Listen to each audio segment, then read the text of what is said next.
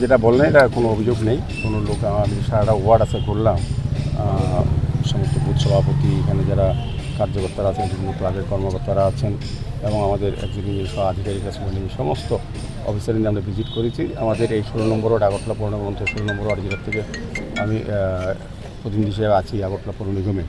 তো বিভিন্ন সময় আমরা প্রয়োজনীয়তার লক্ষ্য রেখে এবং মানুষের সমস্যাকে আলোচনা করে আমরা প্রায় অধিকাংশ কাজ সম্পন্ন করি। কিছু কিছু গলির রাস্তা বাকি আছে বা মেনটেন্স করে সংস্কার করার দরকার আছে, সেই হিসেবে কাজ চলছে। এমনিতেও রামনগর এই 16 নম্বর ওয়ার্ডে বর্তমানে বিধানসভা অন্তর্গত 1, 2, 3, 4 এই সবগুলিতে কভার ড্রেনে কাজ চলছে, প্রতিরোধ কাজ করছেন। আমাদের আগরতলা পৌর নিগমও বিভিন্ন গলিগুলি সংস্কার এবং নতুনভাবে কাজ করা শুরু করেছে।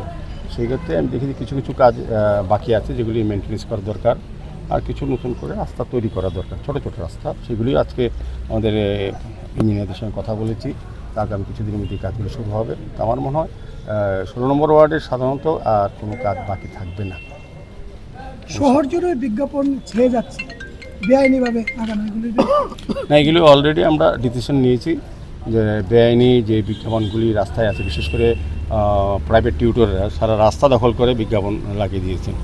কিছু কিছু ক্ষেত্রে অনুমতি আছে, কিছু অনুমতি নেই। আমরা অনুমতি থাকুক না থাকুক সবগুলিকে আমি বলেছি যে রাস্তা পরিষ্কার করে দিতে, এবং আমাদের যে লাইটগুলি লাগানো, ত্রিরঙ্গা লাইটগুলি লাগানো, সেই সরকারি পোস্টগুলির মধ্যে বিজ্ঞাপন এইভাবে সারানো হয়, সেগুলিকে দেখাও যায় না পরবর্তী সময়। এগুলির জন্য আমাদের কানেকশন সব ডিস্টার্ব হচ্ছে, লাইট জ্বলছে না।